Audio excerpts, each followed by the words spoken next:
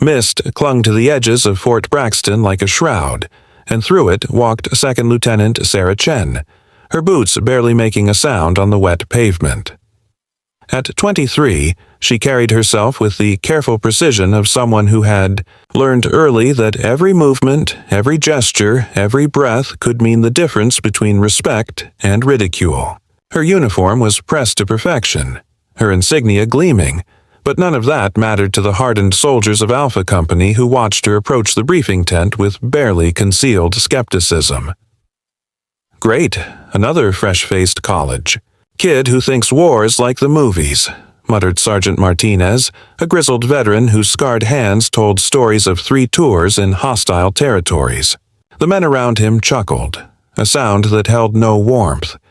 They had seen dozens like Sarah before, young officers straight from the academy, full of textbook knowledge and theoretical courage who crumbled the moment real bullets started flying. Sarah heard the whispers, felt the weight of their judgment pressing against her shoulders like a physical force. She had graduated summa cum laude from West Point, had excelled in every simulation, aced every examination, but she knew that none of that counted here. In the field, among these battle-tested warriors, she was nothing more than an untested rookie whose presence might get them all killed. The knowledge sat heavy in her chest, a constant reminder of everything she had yet to prove. Captain Rodriguez emerged from the command tent, his weathered face bearing the kind of weariness that comes from too many sleepless nights and too many decisions that carry the weight of human lives. He glanced at Sarah with eyes that had seen too much, then addressed the assembled soldiers with the efficient brutality of a man who had long ago stopped believing in gentle truths. "Listen up. Intelligence reports increased insurgent activity in the Kandari Valley. We're talking about a network that's been operating there for months, maybe years. They know every rock, every cave, every place to hide. Our mission is to establish a forward observation post and gather intel on their movement patterns." His gaze swept across the faces before him, lingering for just a moment longer on Sarah. "This isn't a training exercise. The enemy doesn't care about your rank, your experience, or your good intentions. They care about putting you in the ground." The briefing continued with maps and coordinates, tactical approaches and contingency plans, but Sarah found herself studying the faces around her more than the strategic details. These were men who had earned their stripes in blood and fire, whose casual conversations were peppered with references to friends who hadn't made it home. Corporal Jenkins, barely older than herself, wore the 1,000-yard stare of someone who had seen his squad leader die in his arms. Staff Sergeant Williams bore shrapnel scars that drew white lines across his dark skin like a roadmap of survival. Private Thompson nervously fingered a photograph that Sarah glimpsed was of a young woman and a baby, family he was desperate to return to. As the meeting dispersed, Sarah felt the familiar clench of isolation in her stomach. She had worked twice, as hard as her male classmates at the academy, had pushed herself beyond exhaustion in training, had sacrificed social connections and personal relationships to prove she belonged in this world of warriors. Yet here, surrounded by men who had already proven themselves in the crucible of combat, she felt like an imposter wearing a uniform she hadn't yet earned the right to call her own. The helicopter that would take them into the valley sat on the tarmac like a mechanical vulture, its rotors spinning lazily in the pre-dawn darkness. Sarah climbed aboard, securing her gear with the methodical precision drilled into her through countless hours of preparation. Around her, the other soldiers settled into the practiced routine of pre-mission checks: weapons, communications equipment, medical supplies, ammunition. Their movements held the fluid economy of repetition, each man knowing without thought where everything belonged and why it mattered. As the aircraft lifted off, Sarah pressed her face to the small porthole window and watched the base shrink away. Beneath them, the landscape that unfolded below was harsh and unforgiving. Rocky outcroppings that jutted from the earth like broken bones, valleys carved deep by ancient rivers, settlements that looked from this height like scattered handfuls of dust. It was terrain that had swallowed armies throughout history, that had taught countless lessons in humility to those who underestimated its dangers. The flight stretched on, punctuated only by the rhythmic thrum of the rotors and the occasional crackle of radio communications. Sarah found herself thinking about the letter she had written to her parents the night before, a letter that sat sealed in her footlocker, along with similar letters to her sister and her college roommate. It was a tradition among soldiers heading into uncertain situations, these final messages that might serve as last words if the worst happened. She wondered if the other men had written similar letters, if they too had struggled to find words that could adequately express love and gratitude while avoiding the fear that gnawed at the edges of every soldier's consciousness. The pilot's voice crackled through the intercom. "LZ in sight. Looks clear, but stay sharp." Through the window, Sarah could see their destination, a flat section of ground surrounded by rocky ridges that would provide both cover and potential hiding places for enemy forces. The helicopter began its descent, and with it came the familiar pre-combat cocktail of adrenaline and dread that every soldier knew but few ever grew comfortable with.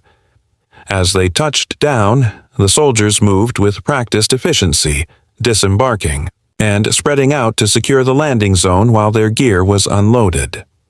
Sarah followed Captain Rodriguez toward a cluster of boulders that would serve as their initial command post, acutely aware of how her every movement was being evaluated by men whose lives might depend on her decisions in the hours and days to come. The helicopter's rotors whined back to life, and within moments the aircraft was lifting away, leaving them alone in hostile territory with nothing but their training, their weapons, and their ability to trust each other to keep them alive. The silence that settled over the valley after the helicopter's departure was different from any quiet Sarah had ever experienced. It was pregnant with possibility and threat, a stillness that seemed to press against her eardrums and make every small sound, the scrape of a boot against stone, the whisper of wind through desert grass, seem amplified and significant. This was the moment she had trained for, dreamed of, and feared in equal measure. This was where she would discover whether all those hours of study and simulation had prepared her for the reality of command in combat, or whether she was just another rookie about to learn that war had lessons no classroom could teach. 3 hours into their mission, as Alpha Company worked to establish their observation post among the jagged rocks of the northern ridge, the first shot cracked across the valley like thunder. Sarah felt the bullet whistle past her ear before she heard the report of the rifle, and in that split second, everything she thought she knew about herself shattered and reformed like glass. Under pressure. "Contact, 11 o'clock. Sergeant Martinez's voice cut through the air as soldiers dove for cover behind the scattered boulders. Sarah's body moved before her mind caught up, muscle memory from countless training exercises taking over as she rolled behind a rock formation and brought her rifle to bear. Her hands were steady, surprisingly, impossibly steady, as she scanned the distant ridgeline through her scope, searching for muzzle flashes or movement that would betray the enemy's position. What happened next would be dissected in after-action reports for years to come, analyzed by military tacticians who would struggle to understand how a 23-year-old rookie officer managed to identify not just the location of the enemy sniper, but the entire tactical layout of the insurgent force that had been lying in wait for them. While her seasoned soldiers were still trying to pinpoint the source of the initial shot, Sarah was already calculating angles of fire, probable escape routes, and the most likely positions for supporting elements. "Corporal Jenkins, there's a machine gun nest approximately 300 meters northwest of the sniper position," she called out, her voice carrying clearly across the battlefield despite the chaos erupting around them. "Staff, Sergeant Williams. I need suppressing fire on the ridgeline while Thompson flanks left. There's a blind spot in their coverage pattern approximately 40 meters south of your current position." The soldiers initially hesitated. This was the untested lieutenant giving tactical orders based on information they couldn't verify. But as Jenkins raised his binoculars and confirmed the machine gun nest exactly where Sarah had indicated, something shifted in the air between them. This wasn't luck or beginner's intuition. This was something else entirely. Something that made veteran soldiers stop questioning and start following orders from someone who, moments before, they had dismissed as dead weight.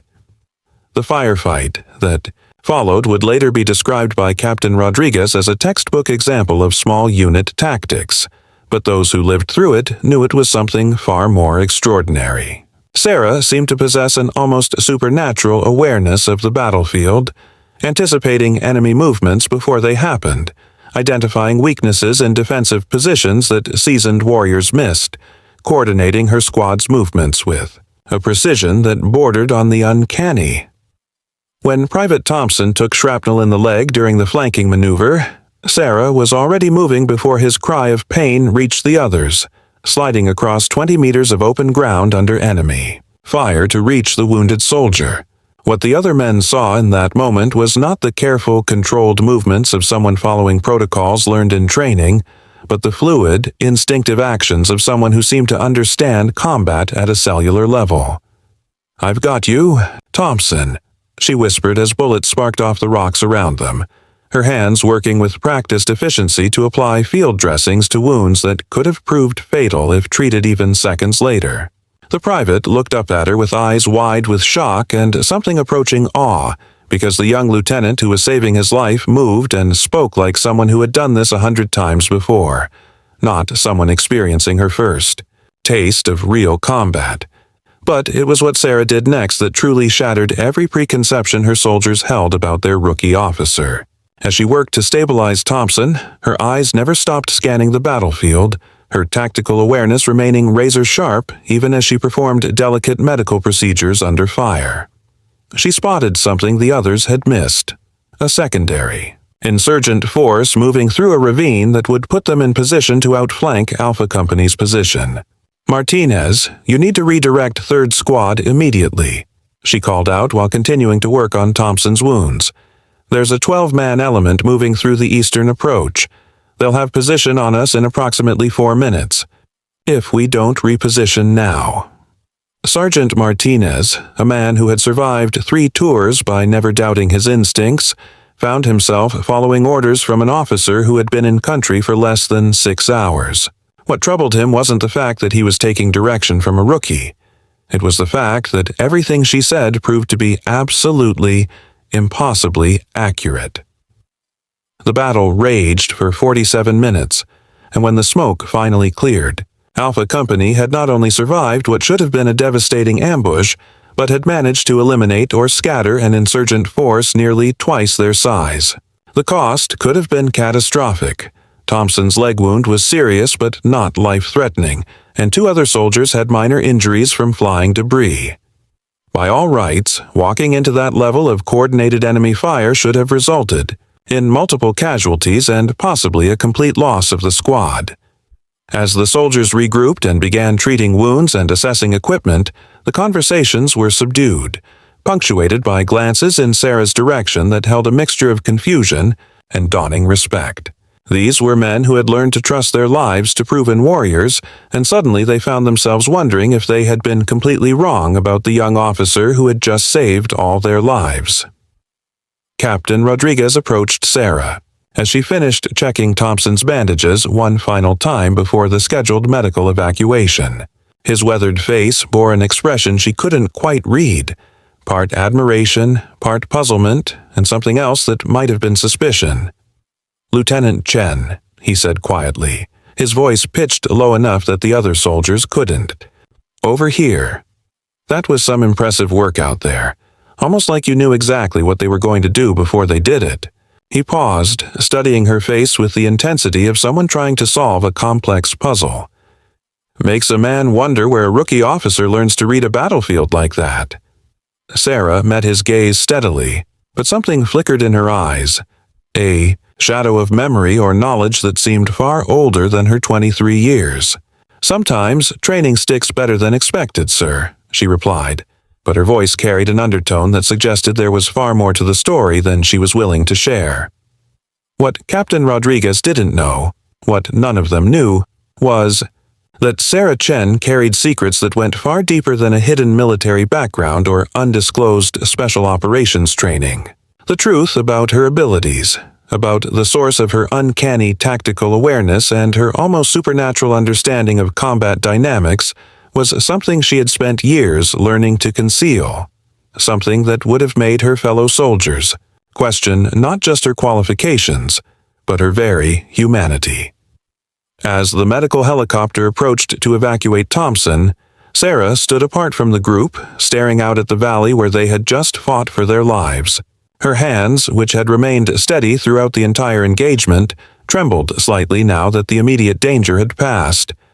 The trembling wasn't from fear or adrenaline. It was from the effort of suppressing abilities that had wanted to manifest fully during the battle. Capabilities that would have ended the fight in minutes but would have raised questions she wasn't prepared to answer. The truth was that Sarah Chen wasn't just a rookie officer trying to prove herself worthy of command. She was something else, entirely, something that the military didn't have a classification for and wouldn't have believed possible if they had been told outright. The tactical awareness that had saved Alpha Company's lives wasn't the result of exceptional training or natural talent. It was the manifestation of abilities that had been dormant until the moment real bullets started flying. Abilities that connected her to the battlefield in ways that defied conventional understanding. But perhaps the most troubling revelation of all was the fact that she had enjoyed it. During those 47 minutes of chaos and violence, Sarah had felt more alive, more genuinely herself, than she had during all her years of careful preparation and controlled performance. The part of her that had learned to hide and suppress, and deny its true nature had finally been allowed to emerge, and the feeling was both exhilarating and terrifying. As the wounded were loaded onto the evacuation helicopter and Alpha Company prepared to continue their mission deeper into hostile territory, Sarah made a decision that would change the trajectory of everything that followed. She would no longer fight against the abilities that had saved her soldiers' lives. Whatever she was, whatever strange confluence of genetics and circumstance had created her unique capabilities, she would learn to use them not just for survival, but for the protection of the men who were slowly beginning to trust her. What she didn't realize was that the insurgent force they had just engaged was only the first test, and that the enemies waiting for them deeper in the Kandari Valley would push her abilities to their absolute limits, forcing her to make choices that would either forge her into the warrior she was meant to become or destroy everything she had worked so hard to build. The abandoned mining complex they discovered on their third day in the valley looked like the skeleton of some massive industrial beast, its rusted machinery and collapsed structures creating a labyrinth of shadows and hidden passages that made Sarah's newly awakened senses vibrate with warning. Intelligence had indicated the site might be serving as a weapons cache for the insurgent network, but as Alpha Company approached the perimeter in the gray light of dawn, Sarah felt something far more dangerous lurking in the twisted metal and concrete ruins. Something's wrong here, she whispered to Captain Rodriguez as they crouched behind a concrete barrier, studying the complex through their binoculars. The words came out before she could stop them, driven by an instinct that seemed to originate somewhere deeper than conscious thought. This isn't just a cache. They're waiting for us. Rodriguez lowered his binoculars and studied her face with the same intensity he had shown after the first firefight. Over the past 72 hours, he had watched his rookie lieutenant demonstrate tactical awareness that bordered on prescience, making split-second decisions that had kept his men alive through 2 separate enemy contacts.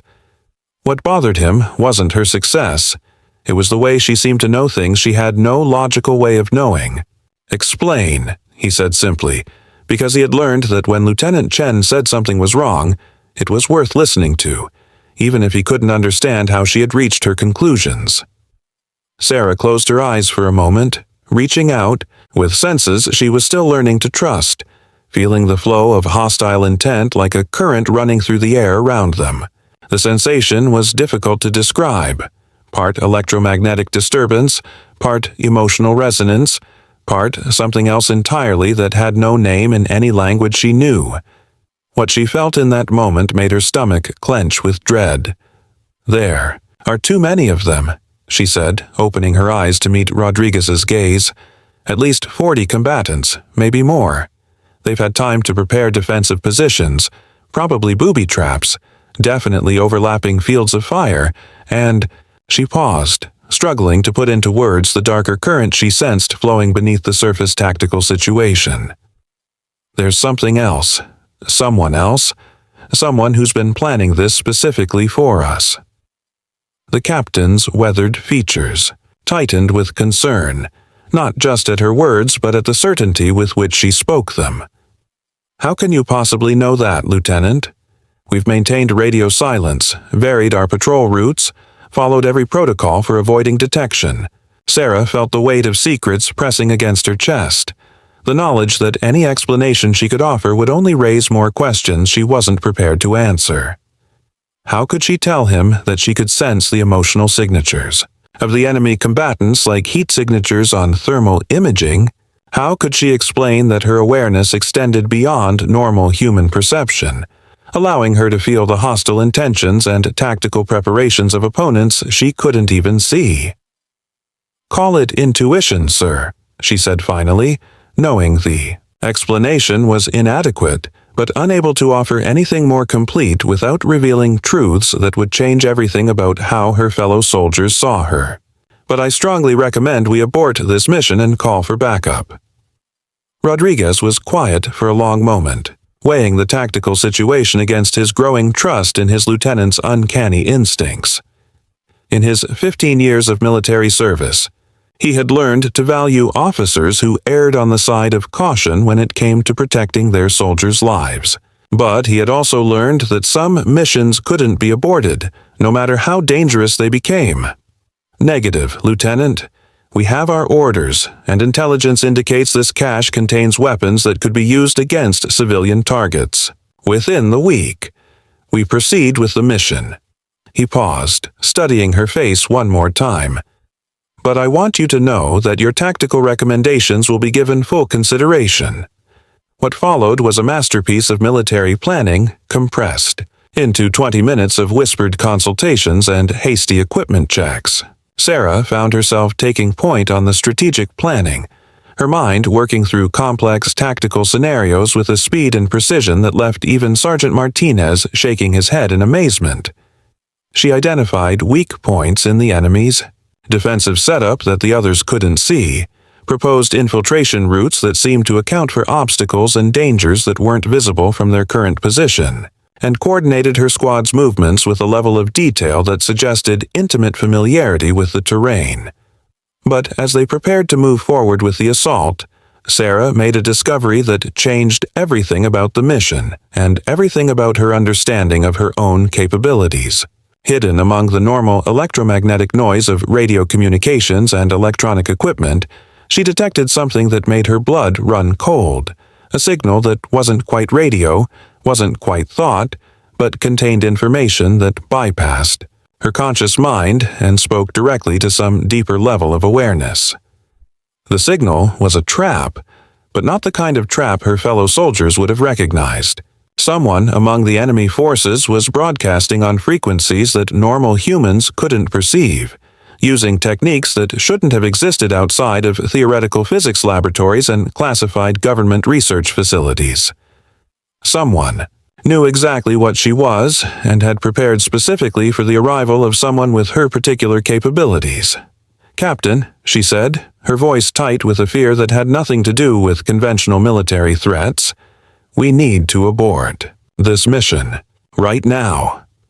Rodriguez turned to look at her, and what he saw in her face must have been alarming because his hand moved instinctively to his sidearm. Sarah's features had gone pale, her eyes wide with a terror that seemed disproportionate to their tactical situation. This wasn't the controlled concern of an officer worried about enemy fire. This was the raw fear of someone who had just realized they were walking into something far more dangerous than anyone had anticipated. "Lieutenant, what exactly?" The explosion cut off his question, a massive detonation that turned the morning air into a wall of sound and fury. But this wasn't the crude, improvised device they might have expected from local insurgents.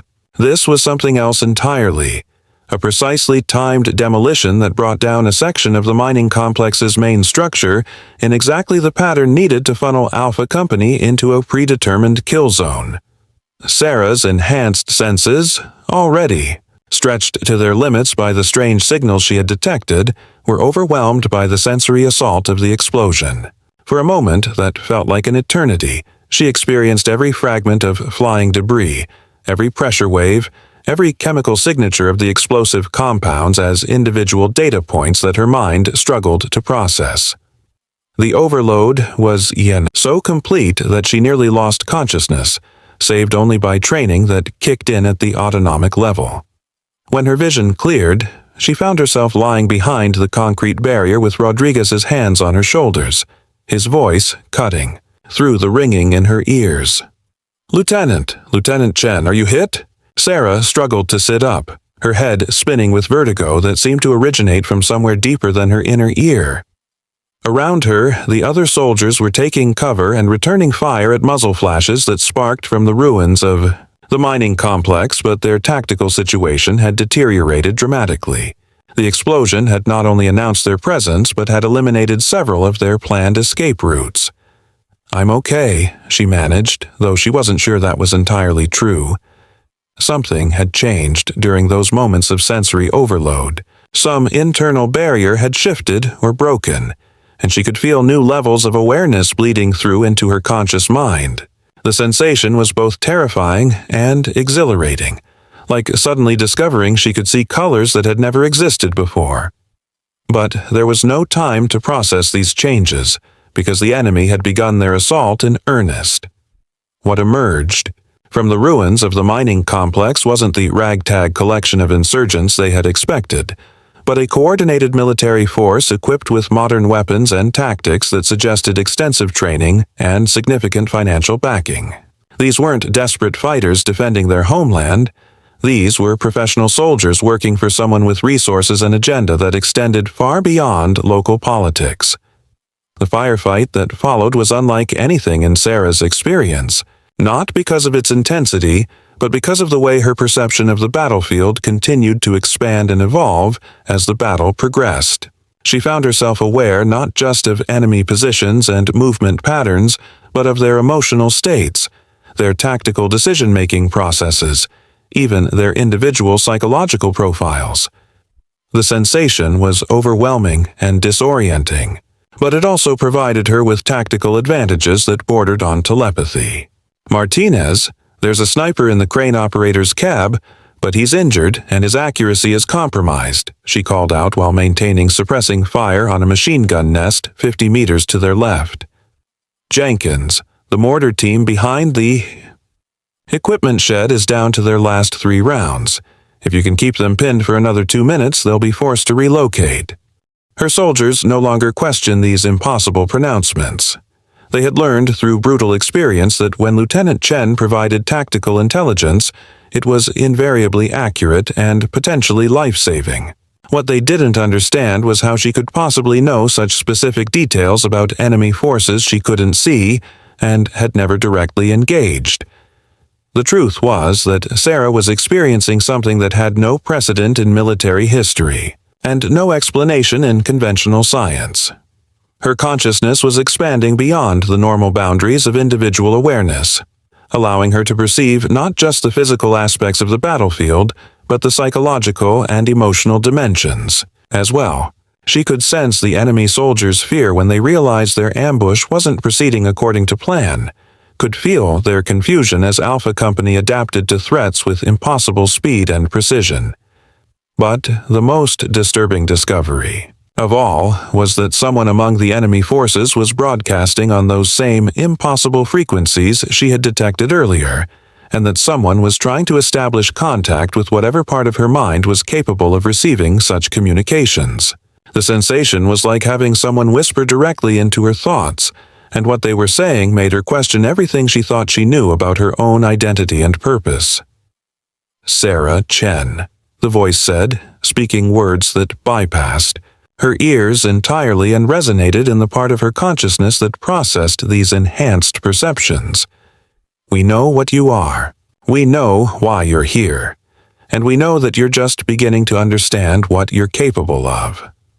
The psychological assault was more devastating than any physical attack could have been.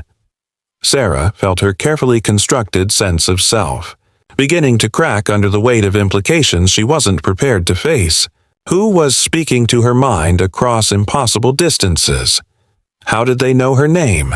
And what did they mean when they said they knew what she was? Most terrifying of all, what did they know about her capabilities that she herself didn't understand? Alpha Company fought for their lives in the ruins of the mining complex. Sarah Chen began to realize that this mission was more than a routine intelligence-gathering operation that had gone wrong.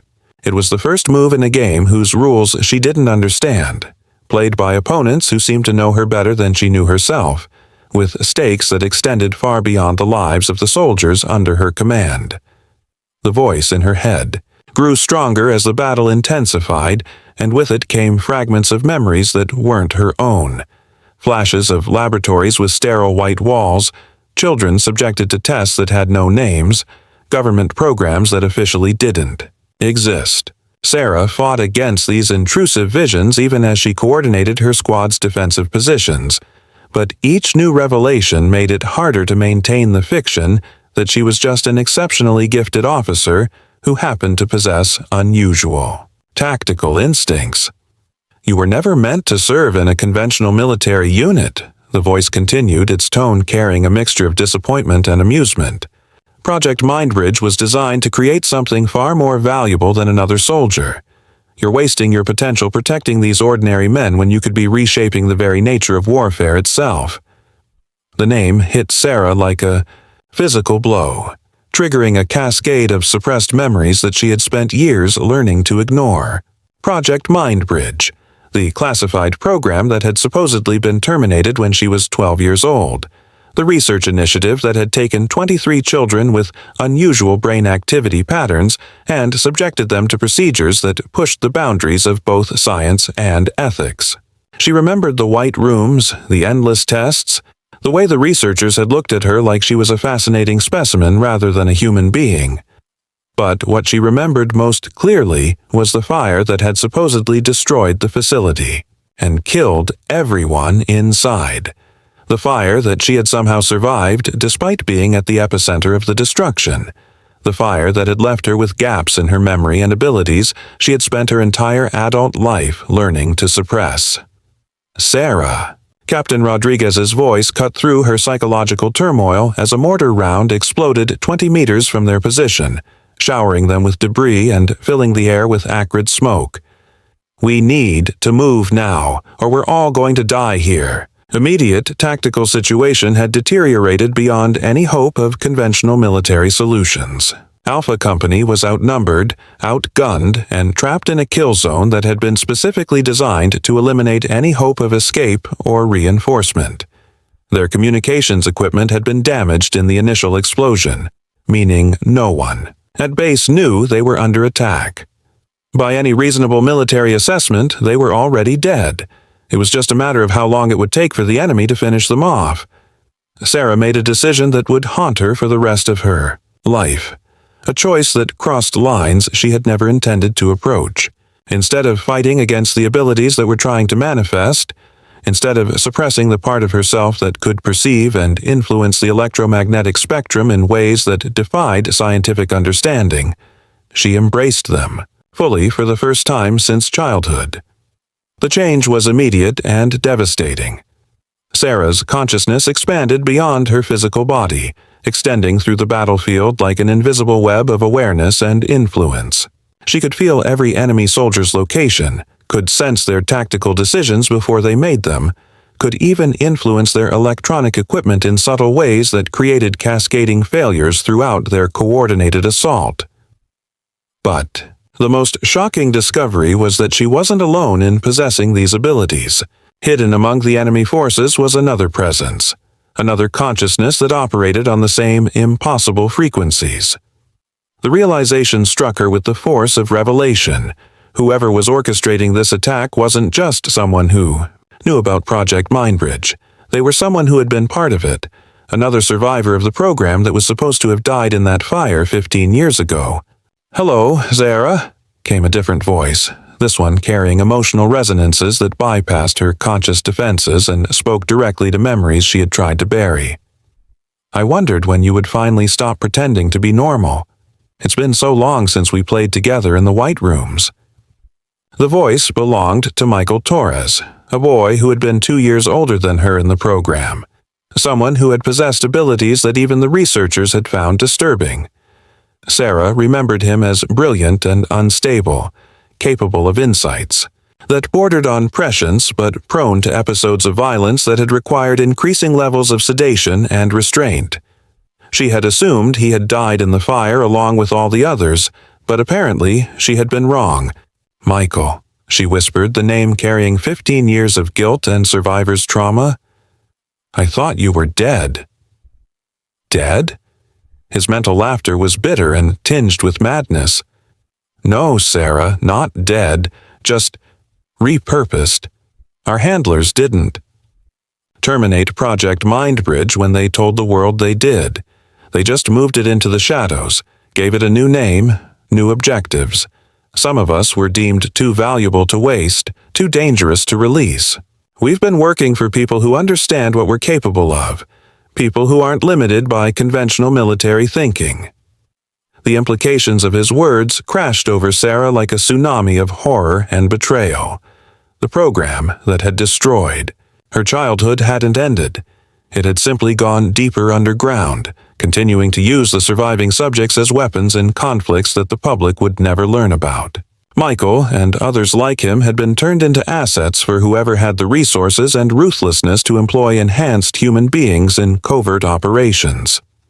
But even as she processed this devastating revelation, Sarah's tactical awareness was tracking the immediate threat to her soldiers. Michael's presence explained the sophisticated coordination of the enemy assault, the way they seemed to anticipate Alpha Company's movements before they made them. He was using his abilities to direct the attack with the same precision she was using to defend against it, creating a battle between two enhanced minds that was being fought on levels normal soldiers couldn't perceive. "You don't have to die here, Sarah," Michael continued, his mental voice taking on a coaxing tone that reminded her uncomfortably of the researchers who had once claimed they were helping her develop her potential. "Join us. Help us show the world what people like us are truly capable of. Stop wasting your gifts on protecting ordinary humans who will never understand what you've sacrificed for them." The offer was tempting in ways that terrified her, because part of her had always felt isolated by abilities that set her apart from normal human experience. But as she looked around at the men of Alpha Company, Rodriguez with his weathered face and steady hands, Martinez with his protective instincts toward younger soldiers, Thompson still fighting despite his wounded leg from their first engagement, she realized that these weren't just ordinary humans she was protecting. They were family in the way that only shared combat could create, bonds forged in mutual trust and collective survival that transcended any differences in capability or origin. "No," she said, both aloud and through the mental channels Michael was using to communicate. "These are my soldiers, and I won't abandon them for your twisted vision of what people like us should become." What followed was a battle fought on multiple levels simultaneously.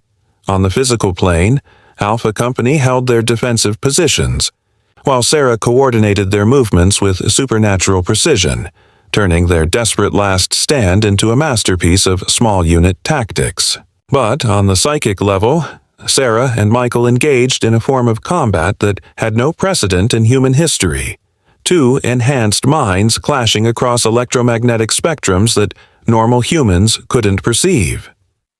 Sarah felt Michael's abilities pressing against her own consciousness like crushing pressure, trying to overwhelm her defenses and force her to surrender control of the battlefield. He was stronger than she remembered, his capabilities enhanced by years of training and refinement under handlers who understood how to weaponize human potential. But Sarah had advantages he hadn't anticipated: the desperate motivation of someone, protecting people she loved, and 15 years of learning to function while suppressing abilities that wanted to express themselves. The turning point came when Sarah made a connection she should have recognized earlier: The electromagnetic anomalies she had been detecting weren't just Michael's enhanced abilities. They were being amplified and directed by technology that shouldn't have existed outside of theoretical research.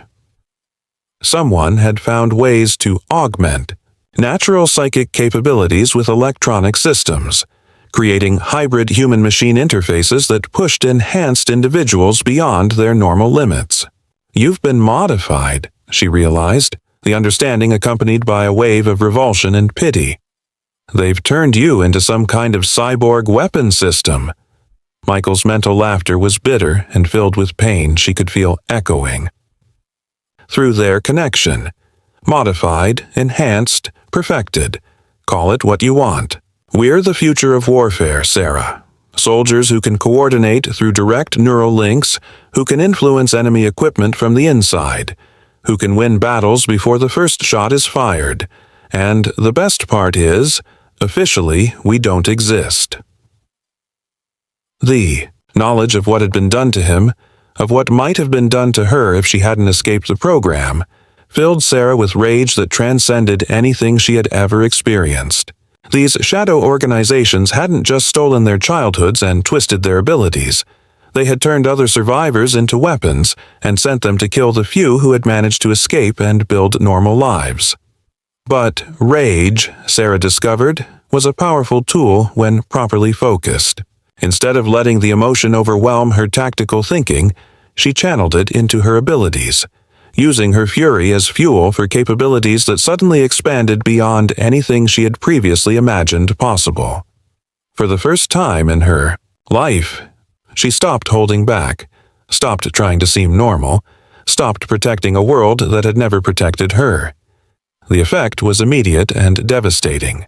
Sarah's consciousness exploded outward, encompassing not just the immediate battlefield but the entire valley, allowing her to perceive and influence electronic systems across a radius that included enemy communications networks, weapons systems, even the neural enhancement technology that was augmenting Michael's abilities. She felt like a god surveying creation, capable of reshaping reality through pure force of will. The enemy assault collapsed in minutes. Sarah systematically disabled their communications equipment, caused their weapons to jam at critical moments, and created cascading failures in their coordination systems that turned their organized attack into chaos and confusion. But her most devastating attack was directed at Michael himself. She reached through their psychic connection and began dismantling the technological enhancements that had been grafted onto his natural abilities. "Stop!" Michael's mental scream was filled with agony as Sarah's consciousness invaded the hybrid systems that had been implanted in his brain. "You don't understand. Without the enhancements, the abilities will consume me from the inside. The modifications aren't just augmentation, they're containment." But Sarah was beyond listening to pleas or warnings. 15 years of suppressed rage at what had been done to them, at the childhood that had been stolen, at the normal life she had never been allowed to live, poured through her abilities and transformed her into something far more dangerous than her handlers had ever intended. She ripped through Michael's technological enhancements with surgical precision, dismantling systems that represented millions of dollars in classified research and development. The result was exactly what Michael had tried to warn her about. Without the technological constraints that had been keeping his abilities in check, his psychic capabilities went into cascade failure, creating feedback loops that threatened to burn out his brain from the inside. Sarah felt his consciousness fragmenting, experienced his memories and personality dissolving into chaos as his enhanced neural pathways overloaded beyond their capacity to function. In that moment of absolute victory, Sarah realized she had become exactly what the program had been designed to create: a weapon of devastating capability who could eliminate threats with clinical efficiency and no regard for collateral damage. The knowledge filled her with horror, even as enemy forces throughout the valley began surrendering or fleeing in the face of capabilities they couldn't understand or counter. "Sarah!" Captain Rodriguez's voice seemed to come from very far away, though he was standing only a few feet from her position. "Lieutenant, what's happening out there? The enemy just stopped. all of them, simultaneously. Sarah opened eyes. She hadn't realized she had closed, and found herself looking at her commanding officer through senses that were still expanded far beyond normal human parameters. She could perceive not just his physical form, but his emotional state, his thoughts, even the electrical patterns in his brain that corresponded to confusion and growing suspicion. For a terrifying moment, she realized she could influence those patterns, could reshape his memories and perceptions to eliminate any questions about what had just occurred. The temptation was overwhelming, because it would be so easy to make all the complications disappear. She could adjust the memories of every soldier in Alpha Company, create false explanations for their impossible tactical success, ensure that no one would ever suspect the truth about what she was or what she had done. It would be a simple matter of subtle neural adjustment, barely noticeable alterations that would preserve the normal life she had worked so hard to build. But as she looked into Rodriguez's weathered face, saw the trust and concern in his eyes, Sarah realized that using her abilities to manipulate her fellow soldiers would be the final step in becoming the weapon the program had intended her to be. These men had accepted her despite their initial skepticism, had followed her orders and trusted her judgment even when they couldn't understand the source of her tactical insights. They deserved better than to have their minds violated by someone they had learned to respect. "The enemy force has been neutralized, sir," she said simply, allowing her enhanced perceptions to gradually contract back towards something approaching normal human awareness. "I believe their communications and coordination systems experienced some kind of systematic failure." Rodriguez studied her face with the intensity of someone trying to solve a puzzle that kept revealing new layers of complexity. Over the course of this mission, he had watched his rookie lieutenant demonstrate capabilities that defied explanation, had seen her coordinate defensive actions with precision that suggested access to intelligence sources that didn't exist. Now he was looking at the aftermath of an enemy collapse that made no tactical sense according to any conventional military analysis.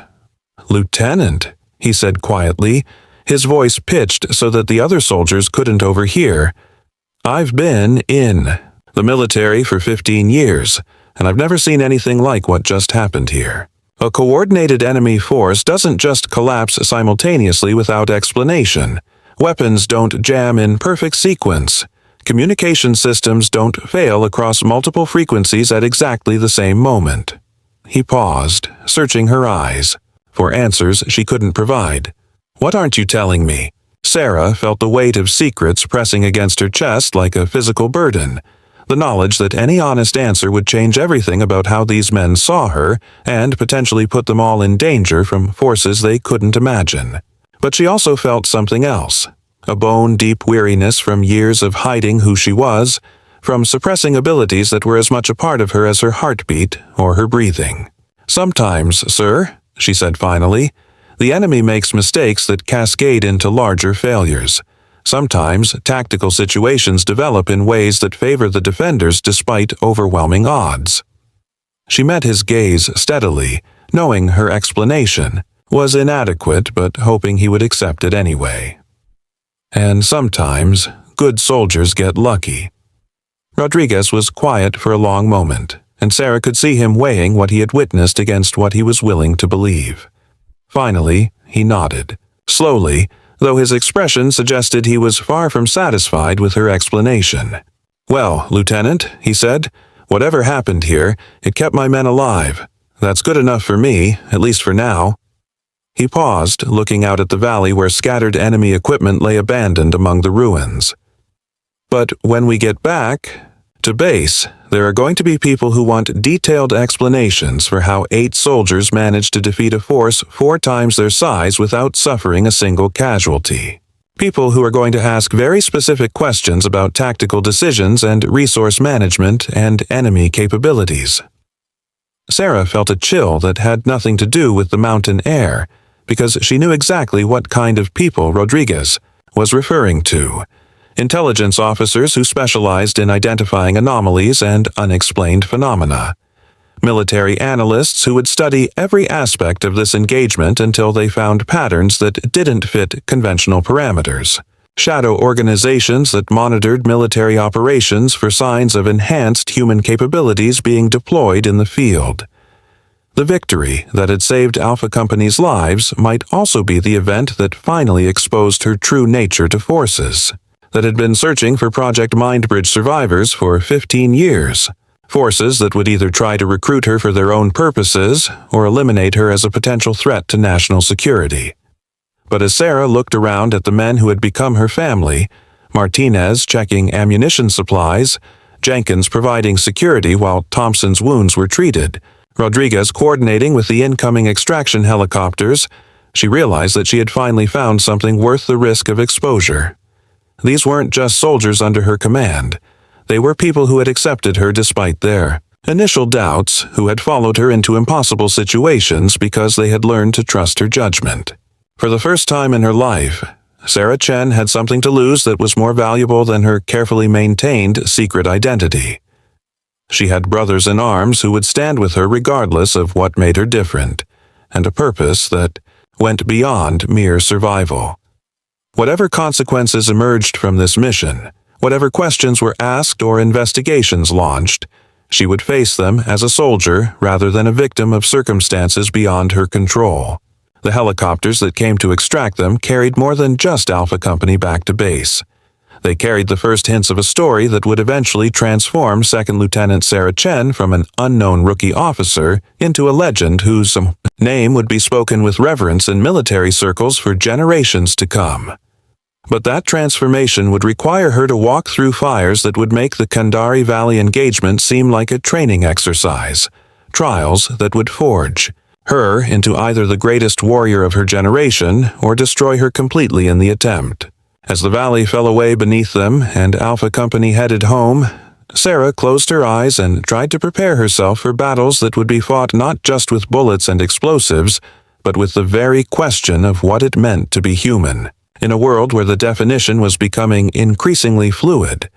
The rookie who had walked into that valley 3 days earlier no longer existed. In her place sat someone who had finally stopped running from what she was and started embracing what she could become.